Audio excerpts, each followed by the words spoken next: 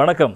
மற்றொரு மக்கள் சேவை நிகழ்ச்சியில் உங்கள் அனைவரையும் சந்திப்பதில் மகிழ்ச்சி. வழமை போன்றே மக்கள் சேவை நிகழ்ச்சி மக்களுக்கு இருக்கின்ற பிரச்சனைகள் அல்லது மக்களுக்கு தேவையான விடயங்களை வழங்குகின்ற ஒரு நிகழ்ச்சியாக இன்றைய மக்கள் சேவை நிகழ்ச்சி உங்களுக்கு இருக்க போகிறது. இன்றைய காலப்பகுதியை பொறுத்த வரைக்கும் இலங்கையை பொறுத்தவரையில் பொருளாதார ரீதியில் ஒரு பாரிய பிரச்சனைக்கு உள்ளாக இருக்கின்ற ஒரு காலப்பகுதி. எனவே இந்த காலப்பகுதியில் சர்வதேச முதலீடுகள் நாட்டுக்கு கிடைக்குமா அல்லது உதவிகள் கிடைக்கக்கூடிய வாய்ப்பு இருக்கிறதா தொடர்பான விடயங்களை நாங்கள் கவனம் செலுத்தி உதவிகளை எதிர்பார்த்திருக்கின்ற காலப்பகுதியில் மக்கள் மத்தியில் இருக்கின்ற இன்னும் ஒரு பிரச்சனை, அவர்கள் தங்களிடம் இருக்கின்ற பணத்தை சேமிக்கின்ற வழிமுறைகள் தொடர்பான விடயத்தில் பாரிய பிரச்சனை அல்லது ஒரு கேள்விக்குறி இருக்கிறது. எனவே இந்த நம்பி இதனை சேமிக்கலாமா, இந்த இடத்தில் சேமி வைக்கலாமா தொடர்பான விடயங்கள் மிகப்பெரிய ஒரு பிரச்சனையாக இருக்கிறது. எனவே இந்த குழப்பத்துக்கு மத்தியில் சிலர் அங்கீகாரம் பெறாத தனியார் நிறுவனங்களுக்கு சென்று முதலீடு செய்த பிரச்சனைகளை மாற்றிக்கொள்கின்ற விடயங்கள் என பல்வேறு பிரச்சனைகளை இந்த காலப்பகுதியில் மக்கள் அனுபவித்து வருகிறார்கள். எனவே அந்த விடயத்தை கவனத்தில் கொண்டுதான் இன்று நாங்கள் ஒரு முக்கியமான விடயம் தொடர்பில் பேச போகிறோம். காரணம்,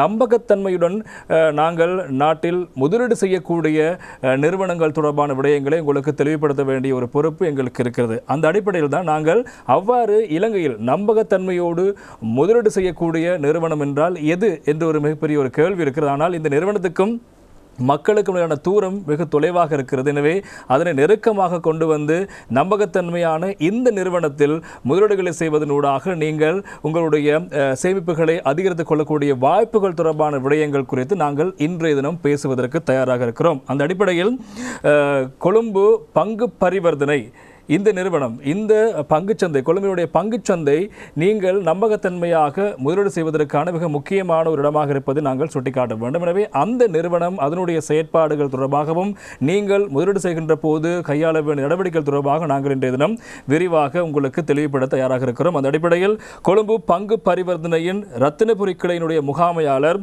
திரு முத்துகிருஷ்ணன் சிவானந்தன் அவர்கள் இன்றைய நிகழ்ச்சிக்கு வருகை தந்து இந்த விடயங்கள் தொடர்பாக உங்களுக்கு விரிவான விளக்கங்களை வழங்கவிருக்கிறார். வணக்கம் சார். வணக்கம். அந்த அடிப்படையில் இலங்கையை பொறுத்த வரைக்கும் இப்போது நாங்கள் ஏற்கனவே கூறியது போன்று மக்கள் தங்களிடம் இருக்கின்ற பணத்தை முதலீடு செய்வதற்கான வாய்ப்புகளை தேடிக்கொண்டிருக்கலாம், அல்லது நம்பிக்கை இல்லாமல் அதனை எங்கே செய்வதற்கான விடயத்தை விட்டு அவர்கள் வேறு இடங்களில் முதலீடு செய்து பல பிரச்சனைகளை எதிர்கொள்ள வேண்டிய நிலைமை இருக்கிறது. எனவே இந்த காலப்பகுதியில் பங்குச்சந்தை என்ற ஒரு விடயத்தை நாங்கள் மக்கள் மத்தியில் கொண்டு செல்ல வேண்டிய ஒரு பொறுப்பு இருக்கிறது. அதற்கு முன்பதாக இந்த பங்குச்சந்தை என்றால் என்ன என்பது தொடர்பான விடயத்தை நாங்கள் மக்களுக்கு சற்று விளங்கப்படுத்தி விடுவோம். நிச்சயமாக. பொதுவாக பங்குச்சந்தை என்ற சொல் மக்களிடையே அதிகம் பயன்படுத்தப்படுகின்ற ஒரு சொல். ஆனால் இதற்கான சரியான பெயராக குறிப்பிடப்படுவது கொழும்பு பங்கு பரிவர்த்தனை. இலங்கையை பொறுத்தமட்டில் இலங்கையில் ஒரே ஒரு பங்குச்சந்தை, அது கொழும்பு பங்கு பரிவர்த்தனையாக காணப்படுகின்றது. ஆனால் மக்கள் இந்த பங்குச்சந்தை என்றால் என்ன, அதனுடைய தொழிற்பாடுகள் அல்லது பங்குச்சந்தையில் முதலீடு செய்ய வேண்டிய முறைமைகள் தொடர்பாக முற்றுமுழுதாக தெளிவினை பெற்றெடுக்கவில்லை. ஆகவே நாங்கள் பங்குச்சந்தை என அவதானிக்கின்ற போது பட்டியற்படுத்தப்பட்ட கம்பெனிகள், அதாவது கொழும்பு பங்குச்சந்தையில் பதிவு செய்யப்பட்ட, கொழும்பு பங்குச்சந்தையினூடாக மூலதனத்தை திரட்டி கொள்ளுகின்ற கம்பெனிகள் பட்டியற்படுத்தப்பட்ட கம்பெனிகளாக அவதானிக்கப்படுகின்றன. ஆகவே இவ்வாறான பட்டியற்படுத்தப்பட்ட கம்பெனிகளினுடைய பங்குகளை கொள்வனவு செய்வதற்காகவோ அல்லது விற்பனை செய்வதற்காகவோ ஏற்படுத்தப்பட்டுள்ள ஒரு திறந்த சந்தை அமைப்பினை நாங்கள் பங்குச்சந்தை என்று குறிப்பிடுவோம். ஆகவே இலங்கையில் மக்கள் இந்த பங்குச்சந்தையில் பங்குகளை பெற்றுக்கொள்ளவும் முடியும், கொள்வனவு செய்து கொள்ளவும் முடியும், அதே போல விற்பனை செய்து கொள்ளவும் முடியும். இதனை தான் நாங்கள் பங்குச்சந்தை என்று நாங்கள் கருதுகின்றோம். அப்படி என்றால் இவ்வாறு இப்போ ஒரு பங்கினை கொள்வனவு செய்கின்ற அல்லது விற்பனை செய்யக்கூடிய இந்த பரிமாற்று முறையினை கையாளுகின்ற இந்த பங்குச்சந்தையினுடைய தொழிற்பாடுகள் என்ன நடவடிக்கைகள் அதனூடாக அங்கு மேற்கொள்ளப்படுகிறது? ஆம், நாங்கள் கொழும்பு பங்கு பரிவர்த்தனையுடைய தொழிற்பாடுகளை அவதானிக்கின்ற போது இரண்டு வகையில் அவதானிக்க முடியும். ஒன்று, முதலீட்டாளர் சார்பாக கொழும்பு பங்கு பரிவர்த்தனையுடைய தொழிற்பாடுகள் அல்லது சேவைகள்.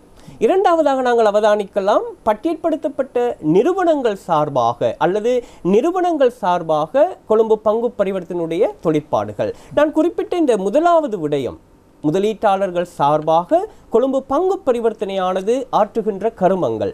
முதலாவதாக நாங்கள் அவதானிக்க முடியும், பங்குச்சந்தையில் முதலீட்டாளர்கள் முதலீடு செய்கின்ற போது நிச்சயமாக முதலீட்டாளர்களுக்கு தகவல்கள் இன்றியமையாதவை. நாங்கள் பொதுவாக ஒரு விடயத்தை கூறுவோம், தகவலறிந்த முதலீட்டாளர் வெற்றிகரமான முதலீட்டாளர்.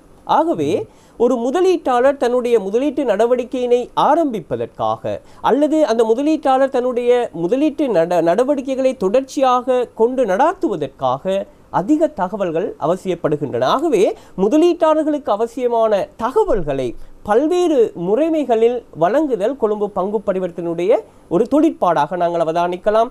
உதாரணமாக கொழும்பு பங்கு பரிவர்த்தனுடைய இணையதளம், அதே போல கொழும்பு பங்கு பரிவர்த்தனுடைய நாங்கள் மொபைல் ஆப்பை பயன்படுத்தலாம். தற்காலத்தில் அதிக அளவில் பயன்படுத்தப்படுகின்ற ஒரு முறைமை. அதே போல கொழும்பு பங்கு பரிவர்த்தனுடைய வெளியீடுகளூடாக அவற்றை பெற்றுக்கொள்ள முடியும். ஆகவே இந்த தகவல்களை பயன்படுத்தி முதலீட்டாளர்கள் தங்களுடைய முதலீட்டு கணக்கினை ஆரம்பித்து அதே போல தங்களுடைய முதலீட்டு தெரிவினை சரியாக மேற்கொண்டு வெற்றிகரமான திரும்பல்களை பெற்றுக்கொள்ள முடியும். இரண்டாவதாக நாங்கள் அவதானிக்க முடியும், பங்குச்சந்தையில் பங்கு கொடுக்கல் வாங்கல் என்பது ஒரு முறைமையினூடாக நடைபெறுகின்ற ஒரு வியாபாரம். தற்போது கொழும்பு பங்கு பரிவர்த்தனையில் பயன்படுத்தப்படுகின்ற வியாபார முறைக்கு நாங்கள் அழைக்கின்ற பெயர் தன்னியக்க வியாபார முறை. ஆங்கிலத்தில் ஆட்டோமேட்டட் ட்ரேடிங் சிஸ்டம் என்று நாங்கள் குறிப்பிடுவோம். சுருக்கமாக ATM என்று குறிப்பிடப்படுகின்றது. ஆகவே இந்த தன்னியக்க வியாபார முறைமையினை ஏற்படுத்தி அதனை பராமரிப்பு செய்வதற்காக கொழும்பு பங்கு பரிவர்த்தனையானது பாரிய அளவில் செலவினை மேற்கொண்டு வருகின்றது.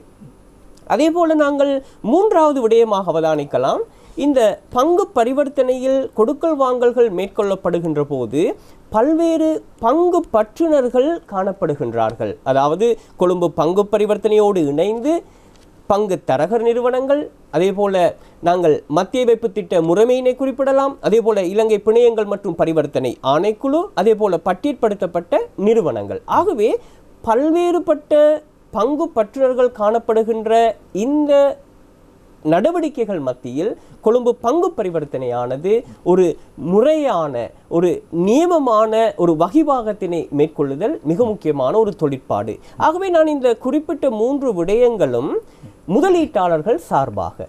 அதே போல நாங்கள் அவதானிக்கலாம், பட்டியல்படுத்தப்பட்ட நிறுவனங்கள் அல்லது ஒரு வியாபாரத்தை நடாத்துகின்ற நிறுவனத்திற்கு அவசியமான மூலதனத்தை திரட்டிக் கொள்வதற்காக அந்த நிறுவனம் பொதுவாக பயன்படுத்துகின்ற முறைகள், ஒன்று கடன் மூலதனம், இன்னும் ஒன்று உரிமை மூலதனம். உரிமை மூலதனம் என்பது ஒரு நிறுவனம் தன்னுடைய மூலதன தேவையை நிவர்த்தி செய்து கொள்வதற்காக பொதுமக்களுக்கு பங்குகளை விநியோகம் செய்து அவற்றினூடாக மூலதனத்தை திரட்டி தன்னுடைய வியாபாரத்தை நடத்துகின்ற முறைமை. ஆகவே அவ்வாறான ஒரு நிறுவனத்திற்கு அவசியமான மூலதனத்தை திரட்டுவதற்கு அவசியமான ஒரு தளத்தினை ஏற்பாடு செய்து கொடுத்து அந்த மூலதன திரட்டலுக்கு உதவி புரியக்கூடிய ஒரு தொழிற்பாட்டினை இந்த நிறுவனங்கள் சார்பாக கொழும்பு பங்கு பரிவர்த்தனை மேற்கொண்டு வருகின்றது. நீங்கள் கூறிய விடயத்தில் ஒரு முக்கியமான விடயம் கூறப்பட்டது, அது பட்டியல்படுத்தப்பட்ட நிறுவனங்கள் என்ற ஒரு தகவல் கூறப்பட்டது. இந்த விடயம் சற்று விளங்கப்படுத்துங்க. அதாவது பட்டியல்படுத்தப்பட்ட நிறுவனங்கள் என்பது ஒரு நிறுவனம் தன்னுடைய வியாபாரத்திற்கு அவசியமான மூலதனத்தை திரட்டிக் கொள்வதற்காக, நான் ஏற்கனவே குறிப்பிட்டது போல கடன் மூலதனமாக இருந்தால் கடன் வழங்கக்கூடிய நிறுவனங்களிலிருந்து கடனை பெற்றுக்கொள்ள முடியும். அதே போல உரிமை மூலதனமாக இருந்தால் தன்னுடைய பங்குகளை பங்குச்சந்தையினூடாக பொதுமக்களுக்கு விநியோகம் செய்து அவற்றினூடாக பெற்றுக்கொள்ள முடியும்.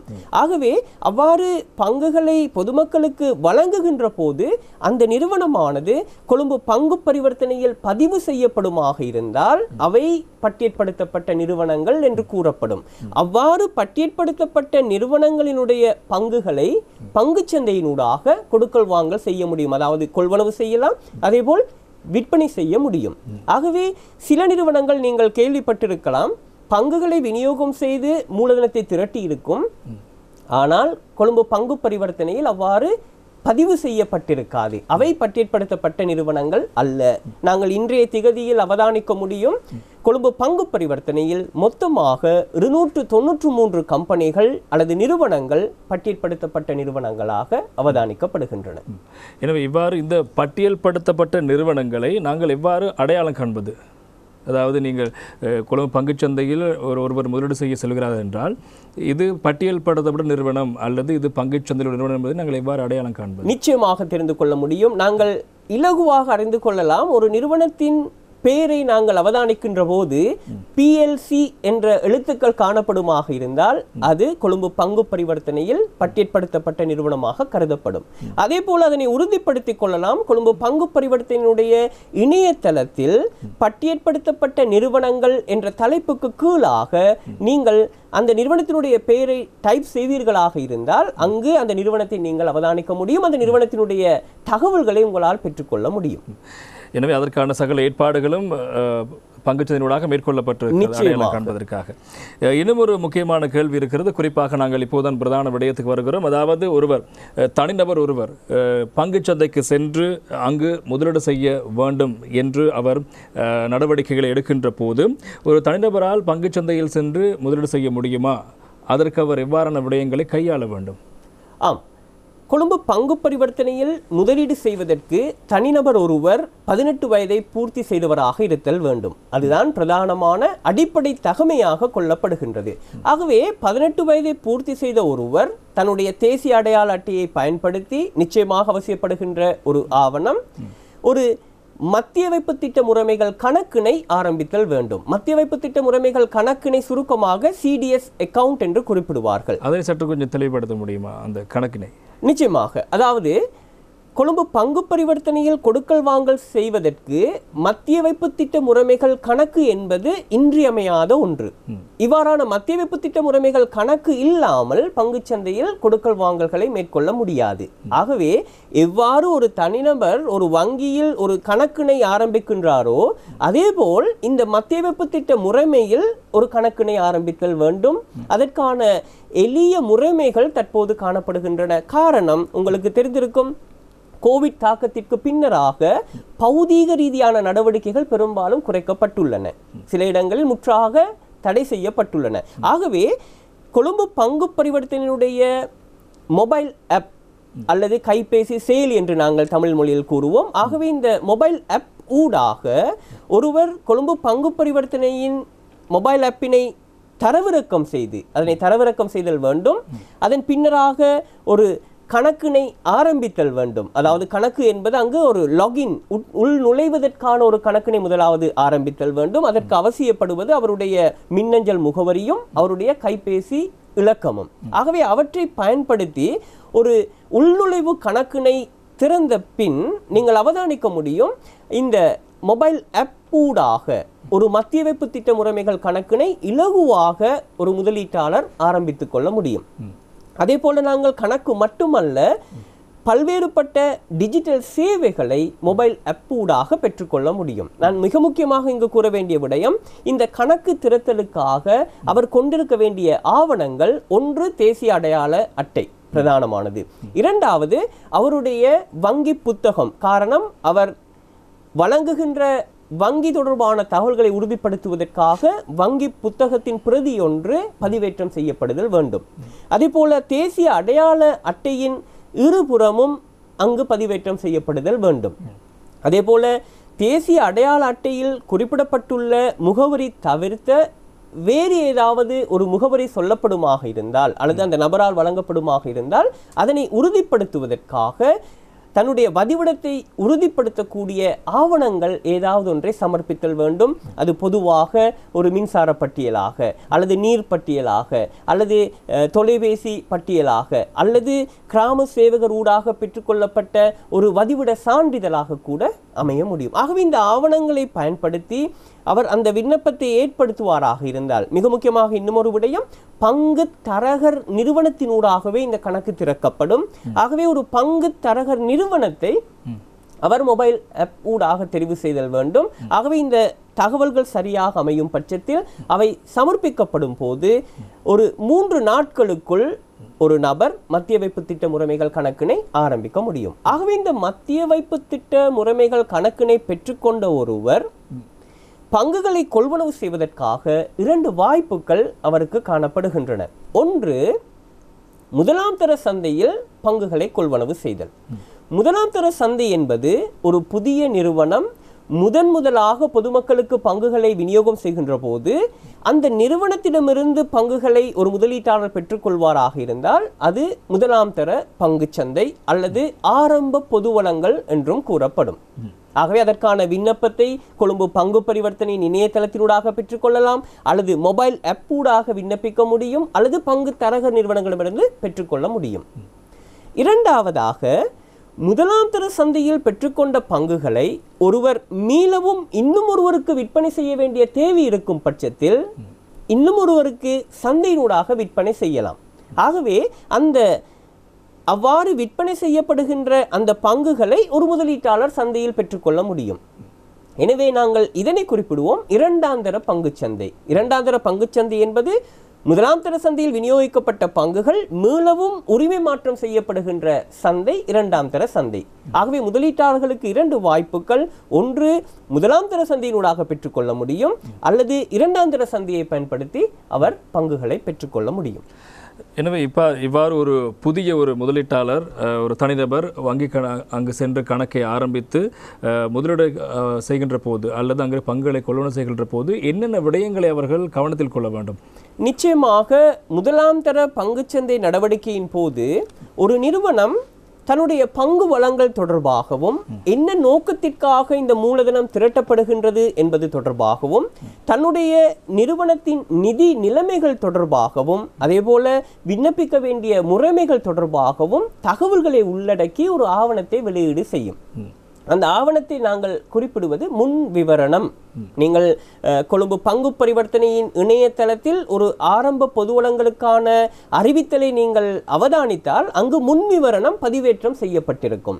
ஆகவே இந்த முன் விவரணத்தை வாசித்து இந்த குறித்த விலையில் இந்த பங்குகளை நாங்கள் கொள்வனவு செய்யலாமா, அல்லது என்ன நோக்கத்திற்காக இந்த நிறுவனம் இந்த பணத்தினை பயன்படுத்த உள்ளது, இந்த நிறுவனத்தின் நிதி நிலைமைகள் எவ்வாறு உள்ளது என்பதனை வாசித்து அறிந்து அதன் பின்னர் ஒரு விண்ணப்பத்தை ஏற்படுத்தலாம்.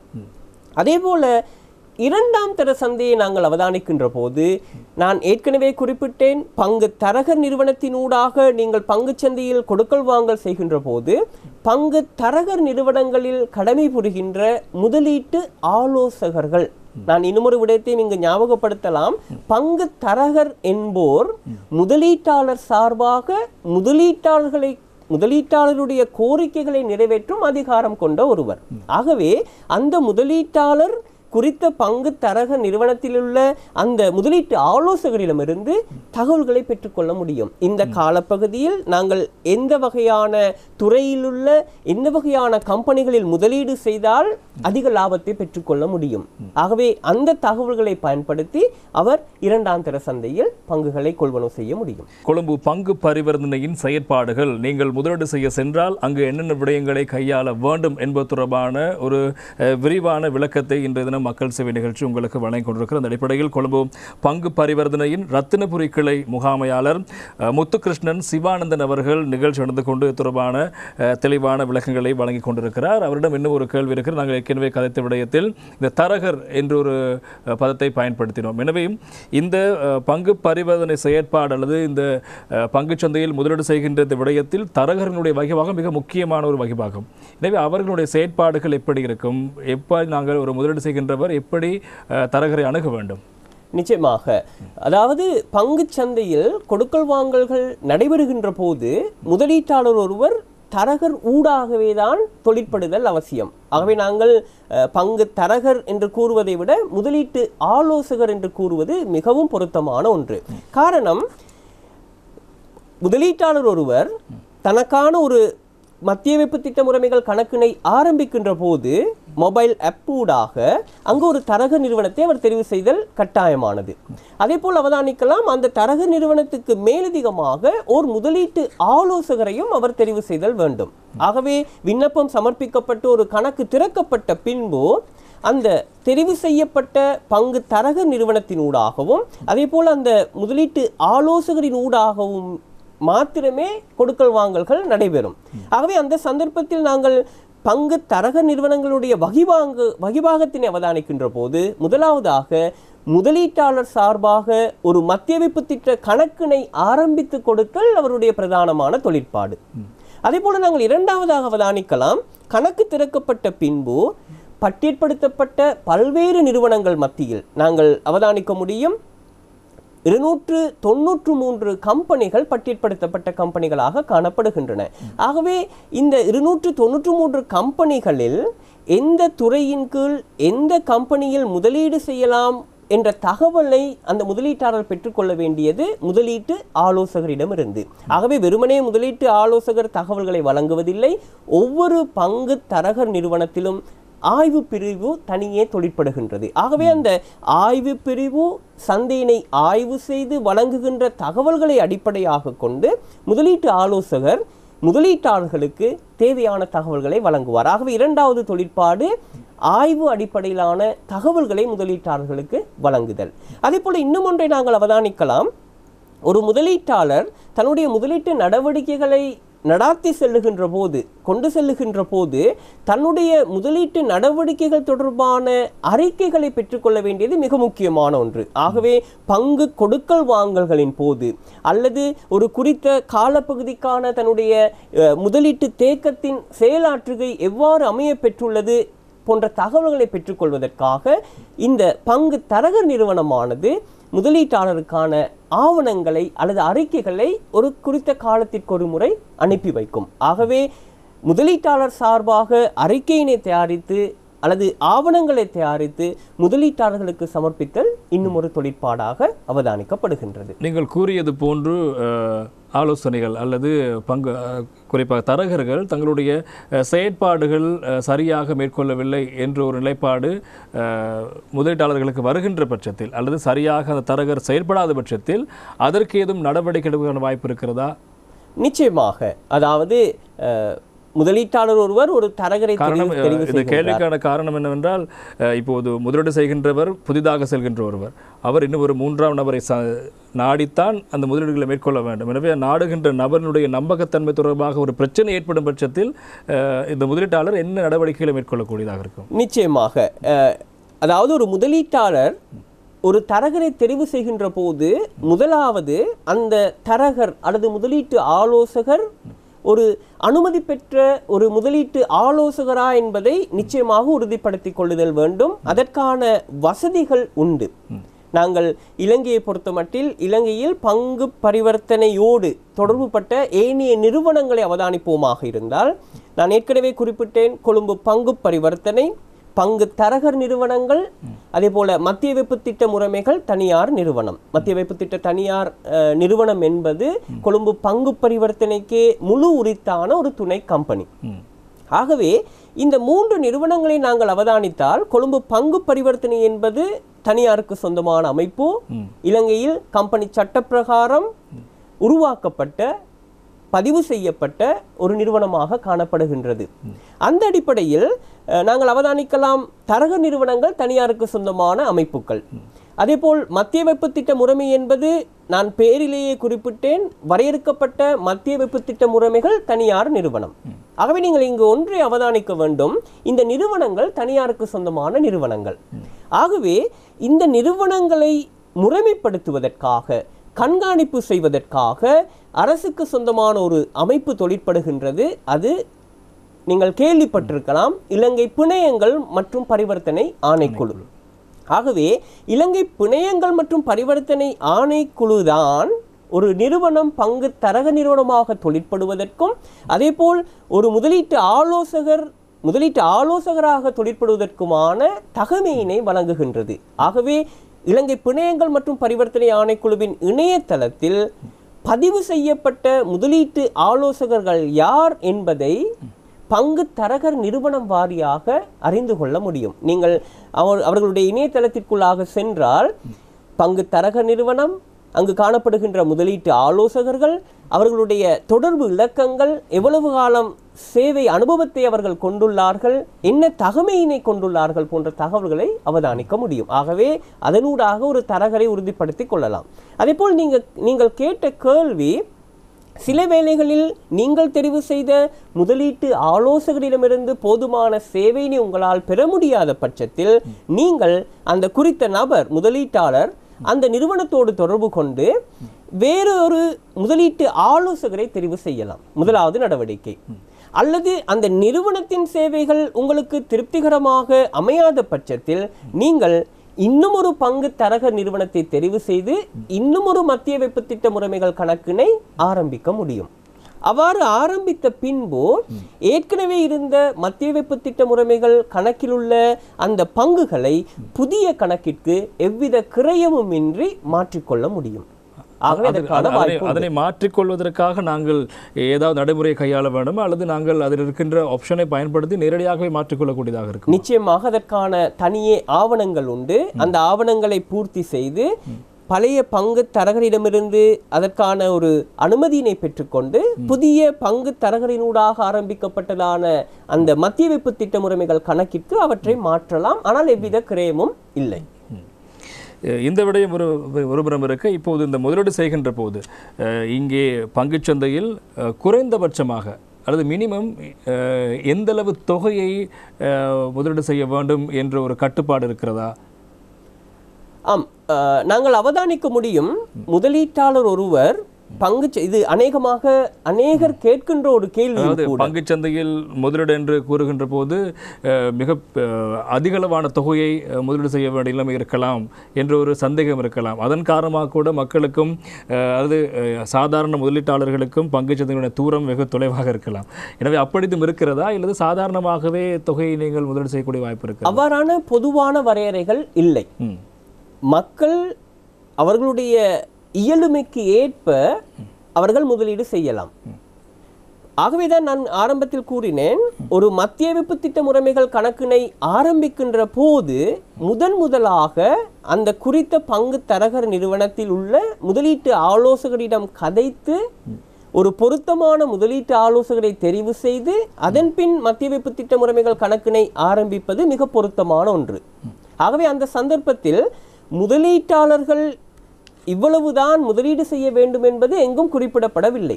சில வேளைகளில் இந்த பங்கு தரகர் நிறுவனங்கள் வேறுபட்டு அமைகின்ற போது அவர்கள் ஏதேனும் வரையறை கொண்டிருக்கலாம். ஆனால் பொதுவாக பங்கு சந்தையில் இவ்வளவு முதலீடு செய்ய வேண்டும் என்ற ஒரு கட்டுப்பாடு இல்லை. காரணம், சந்தையில் ஒவ்வொரு பங்குகளினதும் விலையானது வேறுபட்டு அமையலாம். நீங்கள் அவதானிக்க முடியும், 10 ரூபாவுக்கும் பங்குகளை கொள்வனவு செய்யலாம், ஒரு பங்கினை 100 ரூபாவுக்கும் ஒரு பங்கினை கொள்வனவு செய்யலாம், 1000 ரூபாவுக்கும் ஒரு பங்கினை கொள்வனவு செய்ய முடியும். ஆகவே முதலீட்டாளர் தன்னுடைய இயலுமைக்கு ஏற்ப பொருத்தமான சந்தர்ப்பத்தில் பொருத்தமான பங்குகளை கொள்வனவு செய்கின்ற போது இந்த ஆரம்ப முதலீடு என்பது வேறுபட்டு அமைய முடியும். ஆகவே எவ்விதமான நிபந்தனைகளும் அங்கு இல்லை. அதே போல் இப்போது நாங்கள் இணையதளம் அல்லது யூடியூப் சேனல்களூடாக பார்க்கக்கூடியதாக இருக்கும். இந்த வெளிநாடுகளிலிருந்தான சில பண பரிமாற்ற முறைகள் அல்லது முதலீட்டு முறைகள் தொடர்பாக பேசுகின்ற போது அவர்கள் முதலில் வைக்கின்ற பிரதானமான விடயம், நீங்கள் பங்குச்சந்தையில் முதலீடு செய்யலாம், ஆனால் நீண்ட நாட்கள் எடுக்கும் உங்களுக்கான வருமானம் வருவதற்கு. எங்களிடம் முதலீடு செய்யுங்கள், நாங்கள் குறுகிய காலம் தந்து விடுவதாக கூறிதான் மக்கள் பல ஏமாந்திருக்கிறார்கள். எனவே பங்குச்சந்தையில் அவ்வாறு இருக்கிறதா? நீண்ட காலமாகுமா அல்லது முதலீடு செய்து அதனுடைய நன்மையை பெற்றுக்கொள்வதற்கு? சிலர் மத்தியில் இந்த கருத்து நிலவி வருகின்றது. காரணம், போதிய தெளிவின்மை பங்குச்சந்தை முதலீடு தொடர்பாக. நாங்கள் பங்குச்சந்தை முதலீட்டினை அவதானிக்கின்ற போது இன்னும் ஒரு விடயத்தை நாங்கள் அவதானிக்கலாம். மிக முக்கியமானது உங்களுடைய முதலீட்டு நோக்கம். உங்களுடைய முதலீட்டு நோக்கமானது குறுங்காலமாக அமைய முடியும், நீண்ட காலமாக அமைய முடியும். ஆகவே குறுங்கால முதலீட்டு நடவடிக்கையாக இருந்தால் அவை தொடர்பாக சரியான விளக்கங்களை பெற்றுக்கொள்வதற்காகவே தொழில்நுட்ப ஆய்வு என்ற ஒன்று உண்டு. ஆகவே குறுங்கால முதலீட்டு நோக்கத்திற்காக தொழில்நுட்ப ஆய்வினை பயன்படுத்தி பொருத்தமான பங்குகளை தெரிவு செய்து அவற்றில் முதலீடு செய்து அவற்றை வியாபாரம் செய்வதனூடாக லாபம் உழைக்க முடியும். அதே போல நீண்ட காலம் என்பது அடிப்படை ஆய்வினூடாக அந்த நிறுவனம் தொடர்பான முழுமையான தகவல்களை பயன்படுத்தி எதிர்காலத்தில் நீண்ட ஒரு காலத்தில் அதிக வருவாயை உழைத்துக் கொள்ளக்கூடிய நிறுவனங்களை தெரிவு செய்து அவற்றில் முதலீடு செய்யலாம். ஆகவே நாங்கள் இங்கு ஒரு விடயத்தை அவதானிக்கின்றோம். அந்த பிரதிபலன் என்று கூறுகின்ற போது இங்கு பிரதானமான பண ரீதியான 2 நன்மைகள். ஒன்று, நாங்கள் அதனை நன்மைகள் என்று கூட கூறலாம். பங்குச்சந்தையில் கிடைக்கக்கூடிய முதலீட்டினால் கிடைக்கக்கூடிய நன்மைகளை அவதானிக்கின்ற போது பிரதானமாக அவதானிக்கப்படுவது மூலதன லாபம் அல்லது மூலதன மிகை என்று நாங்கள் கூறுவோம். இந்த மூலதன மிகை என்பது முதலீட்டாளர் ஒருவர் குறைந்த விலையில் பங்குகளை கொள்வனவு செய்து கூடிய விலையில் அவற்றை சந்தையில் விற்பனை செய்வதனூடாக அடையக்கூடிய லாபமாக கருதப்படுகின்றது.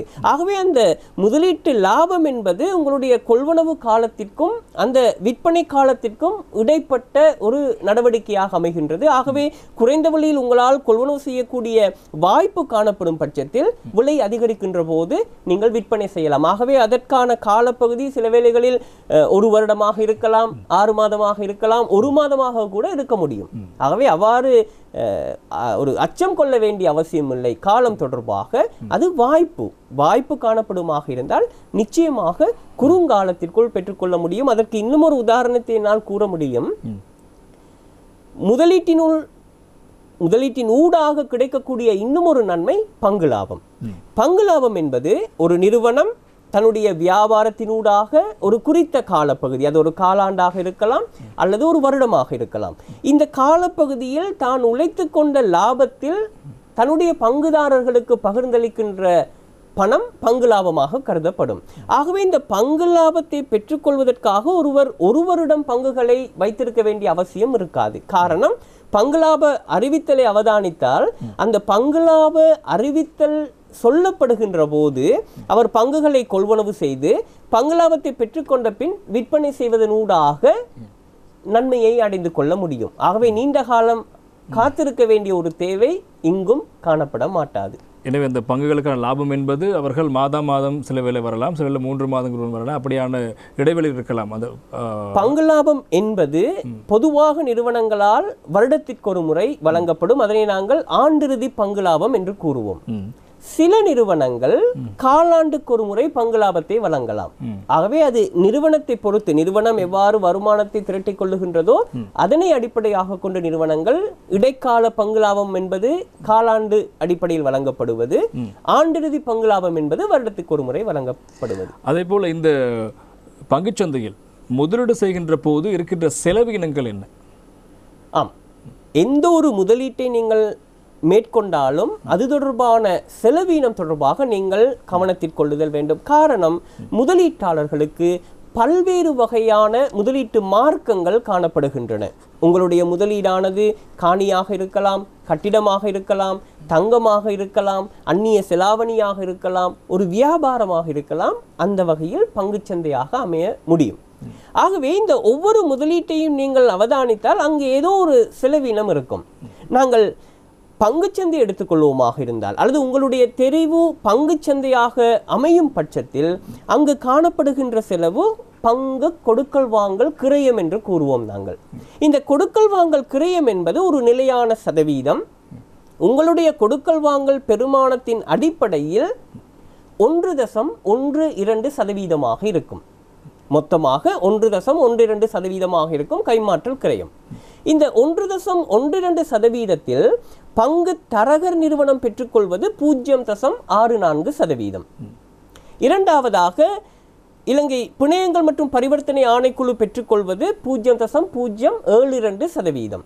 அதேபோல் கொழும்பு பங்கு பரிவர்த்தனை பெற்றுக்கொள்வது 0.084%. அதே போல மத்திய வெப்ப திட்ட முறைமைகள் தனியார் நிறுவனம் பெற்றுக்கொள்வது 0.024%. அதே போல இலங்கை அரசாங்கம் அல்லது அரசாங்கத்திற்கு செல்லுகின்ற பகுதியாக நாங்கள் அவதானிக்கலாம் 0.3%. நான் குறித்த இந்த பெறுமதிகளை நீங்கள் கூட்டி பார்த்தால் அது 1.12% இருக்கும். ஆகவே உங்களுடைய கொள்வனவு 100 ரூபாவாக இருக்குமாக இருந்தால் 1 ரூபாய் 12% உங்களுடைய கைமாற்றல் கிரயமாக இருக்கும். நீங்கள் 100 ரூபாய் பெறுமதிக்கு விற்பனை செய்வீர்களாக இருந்தால் 1 ரூபாய் 12% உங்களுடைய கைமாற்றல் கிரயமாக இருக்கும். ஆனால் இந்த இடத்தில் இன்னும் ஒரு விடயத்தை அவதானிக்க வேண்டும். நீங்கள் ஆரம்ப பொதுவளங்களில் அல்லது முதலாம் தர பங்கு சந்தையில் நீங்கள் பங்குகளை கொள்வனவு செய்தால் உங்களுக்கு ஒரு கொள்வனவு கிரயம் இருக்காது. காரணம், நீங்கள் பங்குகளை பெற்றுக்கொள்வது நிறுவனத்திடமிருந்து. ஆகவே அங்கு ஒரு நன்மையாக கூட நாங்கள் அவதானிப்போம், அங்கு ஒரு கைமாற்றல் கிரயம் இருக்காது. ஆனால் இரண்டாம் தர பங்கு சந்தையில் கொள்வனவின் போதும் விற்பனையின் போதும் 1.12% ஒரு அறவீடு நிச்சயமாக முதலீட்டாளர்களுக்கு உண்டு. இன்றைய மக்கள் சேவை நிகழ்ச்சியில் நாங்கள் கொழும்பு பங்கு பரிவர்த்தனையின் ரத்தினபுரி கிளை முகாமையாளர் முத்துகிருஷ்ணன் சிவானந்தனிடம் இலங்கையினுடைய பங்கு பரிவர்த்தனை செயற்பாடுகள் மற்றும் பங்குச்சந்தையினுடைய செயற்பாடுகள் தொடர்பாக நாங்கள் தெளிவாக கேட்டுக்கொண்டிருக்கின்றோம், தெளிவான விளக்கங்களை வழங்கிக் கொண்டிருக்கிறோம். எனவே நாங்கள் கதைத்து வந்த விடயங்களில் இன்னும் ஒரு கேள்வி இருக்கிறது. ஒரு முதலீட்டாளர் முதலாம் தர சந்தையிலோ அல்லது இரண்டாம் தர சந்தையிலோ பங்குகளை கொள்வனவு செய்து அதனை ஒரு உச்சபட்ச விலைக்கு வருகின்ற போது, தனக்கு லாபம் என்று எண்ணுகின்ற போது, உதாரணமாக 10 ரூபாய்க்கு வாங்கிய ஒரு பங்கு ஒரு 1000 ரூபாய்க்கு செல்கிறது உதாரணமாக, அதனை இப்போது விற்பனை செய்ய தயாராகிறார். இப்போது அவர் விற்பனை செய்கின்ற போது அந்த பங்கினுடைய அந்த பங்கை 1000 ரூபாய் கொள்வனவு செய்வதற்கான கொள்வனவாளர்கள் இருப்பார்களா என்பது ஒரு கேள்வி. நல்ல ஒரு கேள்வி. காரணம், நான் ஆரம்பத்தில் குறிப்பிட்ட 2 வாய்ப்புகள். ஒன்று, முதலாம் தர சந்தையில் பங்கு கொள்வனவு. ஆகவே அந்த சந்தர்ப்பத்தில் நிறுவனமானது தன்னுடைய தேறிய சொத்தின் பெருமானத்தின் அடிப்படையில் விலையை நிர்ணயிக்கும். ஆகவே அங்கு அந்த நிர்ணயிக்கப்பட்ட விலையில்தான் முதலீட்டாளர்களால் பங்குகளை கொள்வனவு செய்ய முடியும். ஆனால் இரண்டாம் தர சந்தையை பொறுத்த மட்டில் இரண்டாம் தர சந்தையில் கொள்வனவும் இருக்கும், விற்பனையும் இருக்கும். ஆகவே கொள்வனவாளர்கள் தன்னுடைய பங்கு தரகர் நிறுவனத்தினூடாக அல்லது தான் ஆன்லைன் ட்ரேடிங் வசதியினை கொண்டிருந்தால் ஒரு கட்டளையை பிறப்பிக்க முடியும் விற்பனை செய்வதற்காக. என்ன விலையில் எந்தளவான பங்குகளை அவர் கொள்வனவு செய்வதற்கு தயாராக இருக்கின்றார். அதே போல விற்பனையாளர்கள் தங்களுடைய பங்குகளை என்ன விலையில் எவ்வளவு பங்குகளை விற்பனை செய்யலாம் என்பதை தன்னுடைய விற்பனை கட்டளையினூடாக ஏற்படுத்த முடியும். எனவே இந்த கட்டளைகள் தன்னியக்க வியாபார முறைக்குள்ளாக உட்செலுத்தப்பட்ட பின்னர் தன்னியக்க வியாபார முறையில் பல்வேறு விலைகளில் பல்வேறு தொகைகள் கொள்வனவுக்காகவும் பல்வேறுபட்ட விலைகளில் பல்வேறுபட்ட தொகைகள் விற்பனைக்காகவும் கட்டளையிடப்பட்டிருக்கும். ஆகவே தன்னியக்க வியாபார முறைமையில் கொள்வனவாளருடைய விலையும் விற்பனையாளருடைய விலையும் பொருந்துகின்ற போது அவ்வாறான சந்தர்ப்பத்தில் மாத்திரமே அங்கு ஒரு கொடுக்கல் வாங்கல் நிகழும். அந்த சந்தர்ப்பத்தில் விற்பனையாளருடைய மத்திய வைப்பு திட்ட முறைமைகள் கணக்கிலிருந்து கொள்வனவாளருடைய மத்திய வைப்பு திட்ட முறைமைகள் கணக்கிற்கு அந்த பங்குகள் மாற்றப்படும். சில வேளைகளில் ஒரு கொள்வனவு கட்டளையோ அல்லது விற்பனை கட்டளையோ பிறப்பிக்கப்பட்டு தற்போதைய வியாபார நேரப்படி, தற்போதைய வியாபார நேரம் காலை 10 மணி முதல் பிற்பகல் 12:30 மணி வரை வியாபார நேரம். ஆகவே 12:30 வரை அந்த விலை பொருந்துதல் இல்லாத பட்சத்தில் அந்த குறித்த கட்டளையானது நிறைவு செய்யப்படும். ஆகவே அடுத்த வியாபார நாளில் தான் மீண்டும் கட்டளை பிறப்பிக்க முடியும். ஆனால் நீங்கள் உங்களுடைய முதலீட்டு ஆலோசகரோடு நீங்கள் கலந்துரையாடுகின்ற போது அவதானிக்கலாம், எந்த சந்தர்ப்பத்திலும் எந்த ஒரு பங்கிற்கும் கொள்வனவு கட்டளைகளும் காணப்படும், விற்பனை கட்டளைகளும் காணப்படும். ஆகவே அதனை அடிப்படையாக கொண்டே ஒரு முதலீட்டு ஆலோசகர் உங்களுக்கு சொல்லுவார், இந்த விலையில் நாங்கள் கொள்வனவு செய்யலாம், இந்த விலையில் நாங்கள் விற்பனை செய்ய முடியும் என்பது தொடர்பாக. அதே போல சந்தையில் இப்போது ஒரு பங்குக்கான விலையை நிர்ணயம் செய்கின்ற போது என்ன விடயங்கள் கையாளப்படுகிறது, எப்படி விலை நிர்ணயம் இடம்பெறுகிறது சந்தை? உங்களுக்கு தெரியும், சாதாரணமாக சந்தையில் விலை நிர்ணயிக்கப்படும் முறையை நாங்கள் குறிப்பிடுவோம் விலை பொறிமுறை அடிப்படையிலான விலை நிர்ணயம். அதே போன்று பங்கு சந்தையில் ஒரு குறித்த கம்பெனிக்கான பங்குக்கான கேள்வியும் அந்த குறித்த பங்குக்கான நிரம்பலும், அதாவது கொள்வனவும் விற்பனையும், இந்த அடிப்படையில் தான் எவ்வாறு சாதாரணமாக சந்தையில் ஒரு பொருளுக்கு விலை நிர்ணயிக்கப்படுவதோ அதே போல்தான் பங்கு சந்தையில் பங்குகளுக்கான கேள்வியாலும் நிரம்பலாலும் தான் விலை நிர்ணயிக்கப்படும். அங்கு கொழும்பு பங்கு பரிவர்த்தனையோ அல்லது பங்கு தரகர் நிறுவனமோ அல்லது வேறு ஏதாவது பட்டியல்படுத்தப்பட்ட நிறுவனமோ சம்பந்தப்பட மாட்டாது. இரண்டாம் தர பங்கு சந்தையில் கேள்வி நிரம்பல் அடிப்படையிலான விலை பொறிமுறை அடிப்படையிலான விலை நிர்ணயம். அதே போல் இப்போது இலங்கையை பொறுத்த வரைக்கும் இந்த பொருளாதார பிரச்சனையால் பாதிக்கப்பட்டுகின்ற ஒரு காலப்பகுதி. எனவே இந்த நாட்டினுடைய பொருளாதார பிரச்சனையில் இந்த பங்குச்சந்தையினுடைய செயற்பாடு எவ்வாறு தாக்கம் செலுத்தும்? அதாவது உங்களுடைய கேள்வி நான் நினைக்கின்றேன் இவ்வாறு அமைதல் வேண்டும், எங்களுடைய பொருளாதாரத்திற்கு பங்கு சந்தையினுடைய பங்களிப்பு என்னவாக இருக்கும்? நிச்சயமாக பங்களிப்பு என்று நாங்கள் கூறலாம். காரணம், நீங்கள் அவதானிக்க முடியும், நான் ஆரம்பத்தில் குறிப்பிட்ட ஒரு முதலாம் தர சந்தை நடவடிக்கை அல்லது ஆரம்ப பொது வளங்களின் போது புதிதாக ஒரு கம்பெனியானது வியாபாரத்தை ஆரம்பிக்க உள்ளது. ஆகவே முதலீட்டாளர்கள் தங்களுடைய பணத்தை அந்த நிறுவனத்தில் முதலீடு செய்கின்ற போது நாட்டில் முதலீடு அதிகரிக்கப்படுகின்றது. அந்த முதலீட்டு அதிகரிப்பானது நிச்சயமாக ஒரு நிறுவனத்தினூடாக உள்நாட்டு உற்பத்தியை அதிகரிக்கும். ஆகவே இந்த உள்நாட்டு உற்பத்தி அதிகரிப்பானது நிச்சயமாக அவர்களுடைய வருமானத்தை அதிகரிக்க செய்யும். அந்த வருமான அதிகரிப்பானது நிச்சயமாக சேமிப்பினை அதிகரிக்க செய்யும். ஆகவே இந்த வருமான சுற்றோட்டத்தின் ஊடாக நிச்சயமாக பொருளாதார அபிவிருத்தி ஏற்படும். அது ஒரு புறம்.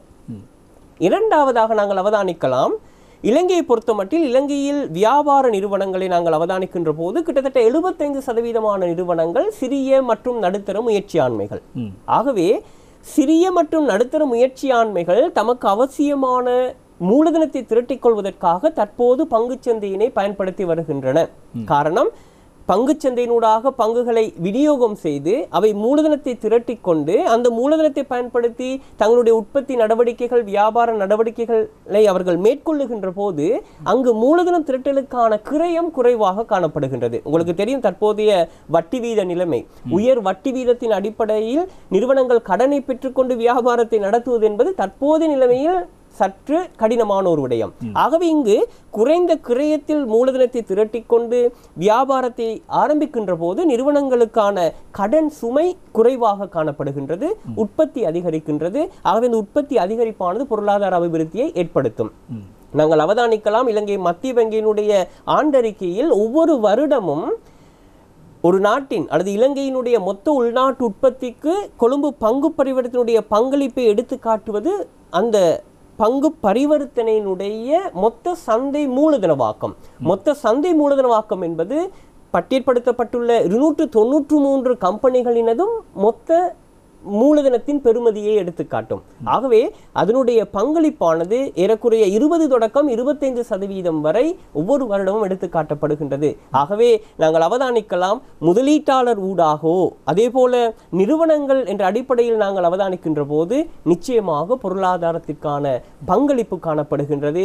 அது மாத்திரமன்றி சிறிய மற்றும் நடுத்தர முயற்சியாண்மைகள் மட்டுமல்ல, பாரிய நிறுவனங்கள் கூட. ஆகவே அதனை நாங்கள் குறிப்பிடுவோம், பட்டியற்படுத்தல் என்ற தலைப்புக்கு கீழாக நிறுவனங்கள் பங்குச்சந்தையில் தன்னுடைய நிறுவனத்தை பட்டியற்படுத்தி பங்குகளை விநியோகம் செய்து அதனூடாக மூலதனத்தை திரட்டி வியாபாரத்தை நடாத்துகின்ற போது பொருளாதார அபிவிருத்தி நிச்சயமாக ஏற்படும்.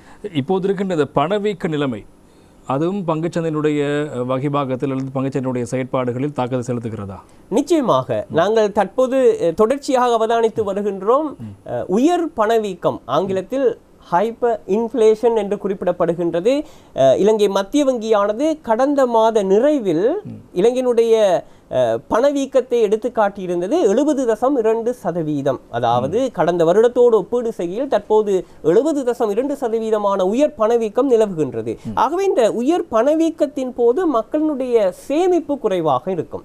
காரணம், சேமிப்பு என்பது அவருடைய வருமானத்திலிருந்து செலவுகள் போக மீதப்படுத்துகின்ற தொகை. ஆகவே இந்த சேமிப்பு குறைவடைகின்ற போது முதலீடு சில வேளைகளில் குறைவடையலாம். ஆனால் தகவலறிந்த முதலீட்டாளர் இந்த சேமிப்பினை ஏற்படுத்தி, அதாவது முதலீட்டாளர்கள் செய்ய வேண்டிய ஒரு விடயம் வருமானத்திலிருந்து செலவுகள் போக சேமிப்பினை ஏற்படுத்துவதை விட வருமானத்திலிருந்து சேமிப்பினை ஒதுக்கி எஞ்சிய தொகையை முதலீடு செய்ய பழகிக் கொள்ளுதல் வேண்டும். நாங்கள் உலகத்தில் அபிவிருத்தி அடைந்த நாடுகளை அவதானிக்கின்ற போது அவர்களுடைய சேமிப்பு பழக்கம் அவ்வாறுதான் உள்ளது. சற்று கடினம், இந்த காலகட்டத்தில் சற்று கடினம். ஆனால் சேமிப்பை ஏற்படுத்தி கொண்டால் அவர்கள் பல்வேறுபட்ட முதலீட்டு மார்க்கங்களில் இந்த உயர் பணவீக்க நிலைமையில் அதிக வருவாயை தரக்கூடிய முதலீட்டு நடவடிக்கைகளை தெரிவு செய்வதற்கான வாய்ப்பு இங்கு உண்டு. காரணம், பங்குச்சந்தையை பொறுத்த மட்டில் ஏனைய முதலீடுகளை போன்று லாபம் அல்லது வட்டி மாத்திரம் அல்ல. இங்கு ஒரு மூலதன லாபம் காணப்படலாம், பங்கு லாபம் காணப்படலாம். ஆகவே இவை இரண்டையும் நாங்கள் சேர்த்து பார்க்கின்ற போது பணவீக்கத்தை விஞ்சக்கூடிய வருமானத்தை பெற்றுக்கொள்ளக்கூடியதான வாய்ப்புகள் பங்குச்சந்தை முதலீட்டில் காணப்படுகின்றது. ஆகவே எந்த ஒரு முதலீட்டாளரும் தன்னுடைய சேமிப்பை அதிகரித்து கொண்டு பல்வேறு முதலீட்டு மார்க்கங்களை ஒப்பிட்டு பார்த்து ஆராய்ந்து பொருத்தமான முதலீட்டு நடவடிக்கைகளை தெரிவு செய்கின்ற போது லாபத்தை அதிகரித்துக் கொள்ள முடியும். அப்படி என்றால் இந்த காலப்பகுதியில் இலங்கையினுடைய பங்குச்சந்தையினுடைய செயலாற்றுகை சமகால காலப்பகுதியினுடைய பங்குச்சந்தை செயல்பாடுகள் எவ்வாறு இருக்கிறது? நாங்கள் அவதானித்தோம். கோவிட் தாக்கத்திற்கு பின்னராக கோவிட் காலப்பகுதியில் எங்களுடைய நாட்டு பங்குச்சந்தை மாத்திரமல்ல, உலக நாடுகளின் அனைத்து பங்குச்சந்தைகளும் வீழ்ச்சி கண்டிருந்தன. ஆனால் 2020ஆம் ஆண்டு கோவிட் தாக்கத்திற்கு பின்னரான காலப்பகுதியில் தொடர்ச்சியான ஒரு வளர்ச்சி போக்கினை நாங்கள் அவதானித்தோம். காரணம், குறைந்த விலையில் பங்குகளை கொள்வனவு செய்வதற்கான வாய்ப்புகள் முதலீட்டாளர்களுக்கு காணப்பட்டன. அவ்வாறான தொடர்ச்சியான வளர்ச்சியானது இந்த வருடம் 2022ஆம் ஆண்டு ஜனவரி மாதம் வரை தொடர்ச்சியான வளர்ச்சி போக்கு. 2022ஆம் ஆண்டு இந்த வருடம் ஜனவரி மாத ஆரம்ப காலப்பகுதியில் பங்குச்சந்தையின் மிக முக்கியமான அளவீட்டு கருவியாக பயன்படுத்தப்படுகின்ற அனைத்து பங்கு விலைச்சுட்டி 13,000 என்ற நிலையை தொட்டிருந்தது. கோவிட் காலப்பகுதியில் இது 4,500ஆக காணப்பட்டிருந்தது. ஆகவே அதிலிருந்து நீங்கள் விளங்கிக் கொள்ளலாம், கிட்டத்தட்ட 80% வளர்ச்சி போக்கினை எடுத்து காட்டியிருந்தது 2021ஆம் ஆண்டு நிறைவில். இவ்வாறு காணப்பட்ட இந்த நிலைமை நாங்கள் அனைவரும் அறிந்த ஒரு விடயம். இந்த வருடத்தில் ஏற்பட்ட அரசியல் ஸ்திரமற்ற நிலைமை, அதேபோல் பொருளாதார ஸ்திரமற்ற நிலைமைகள் காரணமாக பிப்ரவரி மாதம் தொடக்கம் தொடர்ச்சியாக நாங்கள் அவதானித்தோம் ஏற்றத்தாழ்வை கொண்டதாக, சில காலப்பகுதியில் வீழ்ச்சி போக்கினை கொண்டதாக இருந்தது. ஆனால் அவ்வாறான ஒரு வீழ்ச்சி போக்கு முதலீட்டாளர்களுக்கு வாய்ப்பு. காரணம், குறைந்த விலையில் பங்குகளை கொள்வனவு செய்வதற்கான வாய்ப்பு. ஆகவே அவ்வாறான நிலைமையில் கொள்வனவு செய்திருந்த முதலீட்டாளர்கள் இந்த வருடம் ஜூலை மாத இறுதி பகுதியில் இருந்து, காரணம் ஜூலை மாத இறுதி பகுதியில் ஓரளவான அரசியல் சிரமமான நிலை ஏற்படுத்தப்பட்டிருந்தது. அதே போல சர்வதேச ரீதியாக உலக நாடுகளுடனான ஒத்துழைப்பு கூடுதலாக காணப்பட்டது. மிக முக்கியமாக சர்வதேச நாணய நிதியம், ஆசிய அபிவிருத்தி வங்கி, உலக வங்கி போன்ற நாடுகளுடனான நேர்மறையான கலந்துரையாடல்கள் ஒரு வாய்ப்பை ஏற்படுத்தி கொடுத்திருந்தது பங்குச்சந்தை அபிவிருத்தி போக்கை ஏற்படுத்துவதற்கு. ஆகவே ஒரு வளர்ச்சி போக்கினை நாங்கள் அவதானித்து வந்தோம். நாங்கள் தற்போதும் கூட சமகாலத்தில் அவதானிக்கின்றோம் ஒரு ஏற்றத்தாழ்வை கொண்டதான ஒரு செயலாற்றுகை போக்கு. அனைத்து பங்கு விலைச்சுட்டியாக இருக்கலாம். அனைத்து பங்கு விலைச்சுட்டி என்பது நான் குறிப்பிட வேண்டிய ஒரு மிக முக்கியமான விடயம். பங்குச்சந்தையில் பட்டியல்படுத்தப்பட்டுள்ள 294 நிறுவனங்களினதும் பங்குகளின் ஏற்றத்தாழ்வினை, விலை ஏற்றத்தாழ்வினை எண்கணித ரீதியாக எடுத்து காட்டுகின்ற விலைச்சுட்டி அனைத்து பங்கு விலைச்சுட்டி, ஆங்கிலத்தில் ஆல் ஷாப் பிரைஸ் இண்டெக்ஸ் என குறிப்பிடப்படுகின்றது. ஆகவே இந்த பொதுவான குறிகாட்டி சமகாலத்தில் ஏற்றத்தாழ்வினை கொண்டிருந்தாலும் கூட நாங்கள் அவதானித்தோம் இந்த வருட ஆரம்ப கால பகுதியில் அதி உயர் வளர்ச்சியை அடைந்திருந்தது. அதே போல நாங்கள் இன்னும் ஒரு குறிகாட்டியை அவதானிக்கலாம். S&P SL 20 விலைச்சுட்டி. S&P என்பது ஸ்டாண்டர்ட் அண்ட் புவர், SL என்பது ஸ்ரீலங்கா, 20 என்பது 20 நிறுவனங்கள் அல்லது கம்பெனிகள். ஆகவே இந்த 293 கம்பெனிகளில் பாரியளவான திரவத்தன்மை கொண்ட அதே போல சிறந்த நிதியியல் தன்மை கொண்டதான 20 நிறுவனங்கள் தெரிவு செய்யப்பட்டு சர்வதேச நியமங்களுக்கு அமைவாக அவற்றின் விலைப்போக்கினை எடுத்து காட்டுகின்ற விலைச்சுட்டி நாங்கள் குறிப்பிடுவோம் S&P SL 20 விலைச்சுட்டி என்று. ஆகவே இந்த S&P SL 20 விலைச்சுட்டி கூட இந்த வருட ஆரம்ப கால பகுதியில் ஏறக்குறைய 40% வளர்ச்சியை கொண்டிருந்தது. சமகாலத்தில் நாங்கள் அவதானிக்கின்றோம் அது ஏற்றத்தாழ்வு கொண்டதாக காணப்படுகின்றது. இன்னும் ஒரு மிக முக்கியமான விடயம், நாங்கள் இந்த வருடத்தில் இதுவரையுமான காலப்பகுதியில் நாளாந்த சந்தை புரள்வு, அதாவது ஒரு நாள் ஏற்படுத்தப்பட்ட வியாபாரத்தின் சராசரி பெறுமதி இந்த வருடத்தில் கிட்டத்தட்ட 3.2 பில்லியன் ரூபாவாக காணப்படுகின்றது. ஆகவே 3.2 பில்லியன் ரூபாய் புரள்வு என்பது, விற்பனை என்பது ஒரு உயர்வான நிலைமையை எங்களுக்கு எடுத்து காட்டுகின்றது. அதே போல எங்களுடைய சந்தை பருமனை நாங்கள் அவதானிப்போமாக இருந்தால், சந்தை பருமன் என்பது நாங்கள் எடுத்து காட்டுவது மொத்த மூலதனத்தின் பெறுமதி. ஆகவே இந்த மொத்த மூலதனத்தின் பெறுமதி கூட 3 ட்ரில்லியனை தாண்டி காணப்படுகின்றது. ஆகவே ஒரு வளர்ச்சி போக்கினை நாங்கள் அவதானித்து வருகின்றோம்.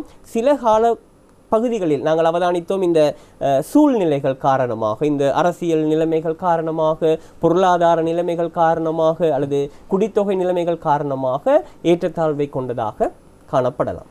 எனவே நாட்டினுடைய பொருளாதாரத்தில் மிக முக்கிய பங்கு வகிக்கின்ற ஒரு விடயத்தை நாங்கள் பேசியிருந்தோம். அப்படி என்றால் இப்போது நாட்டில் இருக்கின்ற அரசியல் ஸ்திரத்தன்மை உள்ளிட்ட பல விடயங்களில் பல்வேறு தாக்கங்களை செலுத்தும் என்றால் இந்த பங்குச்சந்தை விடயத்தில் அரசாங்கத்தினுடைய வகிபாகம் என்னவாக இருக்கிறது?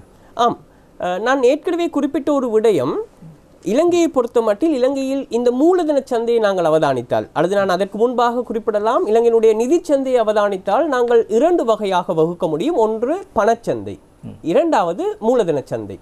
ஆகவே பணச்சந்தையின் கீழ் இயங்குகின்ற நிறுவனங்களை முறைமைப்படுத்தும் அமைப்பாக இருப்பது இலங்கை மத்திய வங்கி.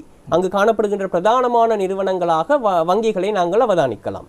அதே போல இந்த நாட்டிற்கு அவசியமான நீண்டகால நிதியீட்டத்திற்கு பொறுப்பாக காணப்படுகின்ற மூலதன சந்தை அவதானிக்கின்ற போது அங்கு பங்குச்சந்தை, மத்திய வைப்பு திட்ட முறைமைகள் தனியார் நிறுவனம், 29 பங்கு தரகர் நிறுவனங்கள் காணப்படுகின்றன. அதே போல கடன் தரப்படுத்தல் நிறுவனங்கள் காணப்படுகின்றன, முதலீட்டு முகாமை நிறுவனங்கள் காணப்படுகின்றன, நம்பிக்கை பொறுப்பாட்சி நிறுவனங்கள் காணப்படுகின்றன, பல்வேறு நிறுவனங்கள். ஆகவே இந்த நிறுவனங்களை முறைமைப்படுத்தும் அமைப்பாக இயங்குவது இலங்கை பிணையங்கள் மற்றும் பரிவர்த்தனை ஆணைக்குழு. இந்த நிறுவனமானது அரசுக்கு சொந்தமான ஓர் நிறுவனமாகும். ஆகவே பங்குச்சந்தையை முறைமைப்படுத்துவதற்காக அரசு தனியே ஒரு நிறுவனத்தை ஏற்பாடு செய்து பங்குச்சந்தையினை முறைமைப்படுத்தி வருகின்றது ஒருபுறம். இரண்டாவதாக நான் ஏற்கனவே குறிப்பிட்டேன், இந்த பங்குச்சந்தையானது கம்பெனி சட்டப்பிரகாரம் பதிவு செய்யப்பட்ட ஒரு நிறுவனம். ஆகவே இது தனியாருக்கு சொந்தமானது. இதனுடைய உரிமையாளர்கள் 15 தரகர் நிறுவனங்கள். ஆகவே அவ்வாறான ஒரு தனியாருக்கு சொந்தமான நிறுவனமாக இருந்தாலும் கம்பெனி சட்ட பிரகாரம் இந்த நிறுவனத்திற்கான ஒரு இயக்குனர் சபை உண்டு. மொத்தமாக 9 இயக்குனர்கள் பணிப்பாளர் சபையில் தொழிற்படுகின்றார்கள்.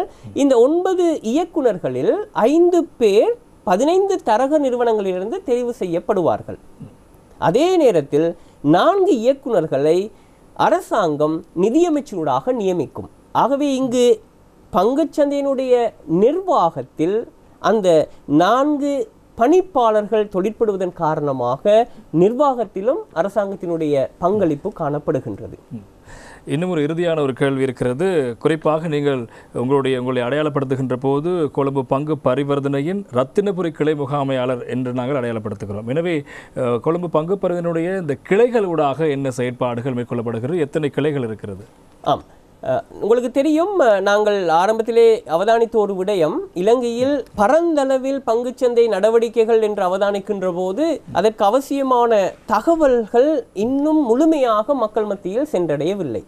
ஆகவே அந்த குறைபாட்டினை நிவர்த்தி செய்வதற்காக கொழும்பு பங்கு பரிவர்த்தனையானது தற்போது நாடளாவிய ரீதியில் 8 கிளைகளை இயக்கி வருகின்றன. நாங்கள் அவதானிக்கலாம், யாழ்ப்பாணம், அனுராதபுரம், குருநாகலை, கண்டி, அதேபோல் மாத்தரை, இரத்தினபுரி, அதேபோல் அம்பலாந்தொட்டை போன்ற இடங்களில் அநேகமாக இந்த கிழக்கு மாகாணம், அதே போல ஊவா மாகாணம் தவிர்ந்த ஏனைய பிரதேசங்களில் கிளைகள் தொழிற்பட்டு வருகின்றன. ஆகவே இந்த கிளைகளினூடாக முதலீட்டாளர்களுக்கு அவசியமான தகவல்கள், அதே போல நாங்கள் சொல்லலாம் மிக முக்கியமாக விழிப்புணர்வு நிகழ்ச்சிகள், அவேர்னஸ் ப்ரோக்ராம்ஸ் அதிக அளவில் மேற்கொள்ளப்பட்டு வருகின்றது. மிக முக்கியமாக நான் குறிப்பிட வேண்டும், பங்குச்சந்தை தொடர்பாக அறிமுகமாக இருக்கலாம், அல்லது பங்குச்சந்தையுடைய செயலாற்றுகை தொடர்பாக இருக்கலாம், அல்லது விசேட தலைப்புகள் தொடர்பான செயலமர்வுகளாக இருக்கலாம். கிளைகளினூடாக தற்போது மேற்கொள்ளப்பட்டு வருகின்றது. முதலீட்டாளர்கள் நீங்கள் இது தொடர்பாக அறிந்து கொள்ள விரும்பினால் கொழும்பு பங்கு பரிவர்த்தனையுடைய இணையதளத்தில் முதலீட்டாளர் என்ற தலைப்புக்கு கீழாக நிச்சயமாக www.CSE என்பது கொலம்பு ஸ்டாக் எக்ஸ்சேஞ்ச் CSE.lk இணையதளத்தில் உள்ள அந்த முதலீட்டாளர் என்ற தலைப்புக்கு கீழாக வரவிருக்கும் நிகழ்ச்சிகள் என்ற தலைப்பை நீங்கள் அழுத்துவீர்களாக இருந்தால் அங்கு பல்வேறு நிகழ்வுகள் தற்போது பட்டியலிடப்பட்டுள்ளன. அவற்றில் நீங்கள் இலவசமான நிகழ்வுகளுக்கு பங்கு பற்றி தகவல்களை பெற்றுக்கொள்ள முடியும். அதே போல நான் இன்னும் ஒன்றையும் குறிப்பிட வேண்டும். இங்கு ஒன்று அந்த இணையதளம், அதே போல மத்திய வைப்பு திட்ட முறைமையின் இணையதளம் www.CDS Central Depository Systems CDS.lk என்ற இணையதளத்தினூடாகவும் நீங்கள் மத்திய வைப்பு திட்ட முறைமையின் சம்பந்தமான தகவல்களை நீங்கள் பெற்றுக்கொள்ள முடியும். அதே போல தரகர்கள் சம்பந்தமான தகவல்களை எங்களுடைய இணையதளத்தில் நீங்கள் CSE.lk இணையதளத்தில் நீங்கள் பெற்றுக்கொள்ள முடியும். அது தவிர சமூக வலைதளங்கள் ஊடாக கொழும்பு பங்கு பரிவர்த்தனுடைய ஃபேஸ்புக் பக்கத்தில் நீங்கள் பெற்றுக்கொள்ள முடியும். அதே போல் யூடியூப் ஊடாக நீங்கள் தகவல்களை பெற்றுக்கொள்ள முடியும். அதே போல் கொழும்பு பங்கு பரிவர்த்தனுடைய வெளியீடுகள் காணப்படுகின்றன. ஆகவே நீங்கள் அவற்றை வாசிப்பதனூடாகவும் தகவல்களை பெற்றுக்கொள்ள முடியும். எனவே அந்த வகையில் இலங்கையில் இருக்கின்றவர்கள் நீங்கள் உங்களுடைய முதலீடுகளை மேற்கொள்ள வேண்டுமாக இருந்தால் நம்பகமான இடம் என்ன என்பது தொடர்பாக தேடி அறிந்து கொண்டிருந்தவர்களுக்கு இன்றைய நிகழ்ச்சியானது மிக முக்கியமான ஒரு தெளிவு வழங்கியிருக்கும். காரணம், இலங்கையினுடைய பங்குச்சந்தையின் முதலீடு செய்கின்ற போது என்னென்ன விடயங்களை நீங்கள் கையாள வேண்டும், எப்படியான முதலீடு செய்யலாம், எவ்வளவு முதலீடு செய்யலாம், எந்த அளவு வருமானம் கிடைக்கும் தொடர்பான விடயங்களை தெளிவாக எங்களுக்கு வழங்கியிருந்தார் கொழும்பு பங்கு பரிவர்த்தனையுடைய ரத்தினபுரி கிளை முகாமையாளர் முத்துகிருஷ்ணன் சிவானந்தன் அவர்கள். எனவே உங்கள் நேரத்தை ஒதுக்கி எங்களுக்கு தெளிவான விளக்கங்களை வழங்கியமைக்காக நாங்கள் நன்றிகளை தெரிவித்துக் கொள்கின்றோம். நன்றி. எனவே இந்த நிகழ்ச்சி உங்களுக்கு பிடித்திருக்கும், நன்மை பயக்கக்கூடிய நிகழ்ச்சியாக இருந்திருக்கும் நம்பிக்கை இருக்கிறது. காரணம், இலங்கையில் முதலீடுகளுக்கான வாய்ப்புகளை தேடுகின்றவர்களுக்கு கொழும்பு பங்குச்சந்தையினூடாக முதலீடு செய்வதற்கான ஒரு அடித்தளமான ஒரு தெளிவினை இந்த நிகழ்ச்சி வழங்கி இருக்கும் என்ற நம்பிக்கையோடு அடுத்த நிகழ்ச்சியில் சந்திக்க வரை விடைபெறும் நான் பிரசன்னா. வணக்கம்.